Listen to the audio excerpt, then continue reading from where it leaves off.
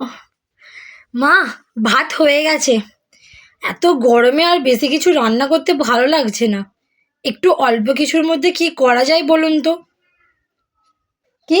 এই গরমের মধ্যে বেশি কিছু রান্না করতে ভালো লাগছে না? ঠিক আছে, তাহলে আজকে আর বেশি রান্না করতে হবে না।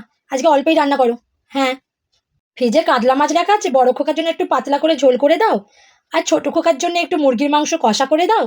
আর তোমার শ্বশুর মশাইয়ের জন্য একটু ডালের বড়া আর একটু আলু পোস্ত করে দাও। তোমার ঠাকুর শাশুড়ির তো আজকে একাদশী, উনি তো আজকে ভাত খাবেন না, তাই ওনার একটু সাবুর পোলাও করে দাও। আর আমার জন্য একটু মসুর ডাল আর একটু অল্প করে আলু ভাতে দিয়ে দাও, তাহলেই হবে। আর বেশি কিছু রান্না করতে হবে না, আজকে এটুকুই থাক।